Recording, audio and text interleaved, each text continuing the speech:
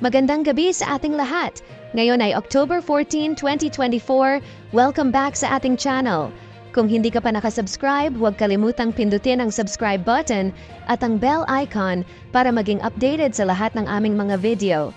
Ngayon, ihahatid ko sa inyo ang pinakabagong update sa lagay ng panahon sa Pilipinas. Tara na't simulan na natin. Ayon sa Pag-asa, ang easterlies ang siyang nakakaapekto sa silangang bahagi ng Luzon at Visayas. Ating makikita sa satellite animation ang mga makakapal na ulap sa mga nasabing rehiyon. Para sa mga lugar tulad ng Cagayan Valley, Aurora, Quezon Province at Camarines Norte at Sur, asahan ang maulap na kalangitan at mga kalat-kalat na pagulan kasama ang posibilidad ng pagkidlat at kulog. Dapat maging alerto dahil maaaring magdulot ito ng flash floods or landslides lalo na sa malalakas na pagulan.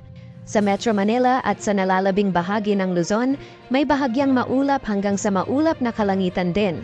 Magiging mainit ang panahon, pero hindi rin mawawala ang mga localized thunderstorms na nagdudulot ng pagulan.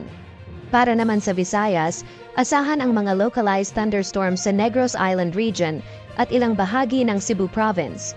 Sa Mindanao, makakaranas din tayo ng maulap na kalangitan at mga kalat-kalat na pagulan, lalo na sa Zamboanga Peninsula at Davao Region.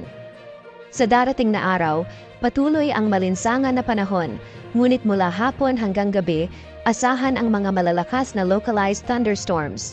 Bagamat mababa ang posibilidad ng bagyo sa susunod na 2 linggo, posible pa rin na may mabuong bagyo na maaaring pumasok sa ating area of responsibility bago matapos ang Oktubre, kaya't maging handa tayo.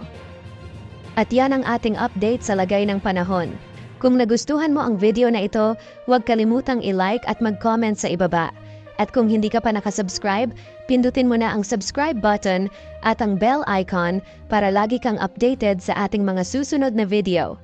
Salamat sa panonood at ingat kayo lahat. Hanggang sa muli!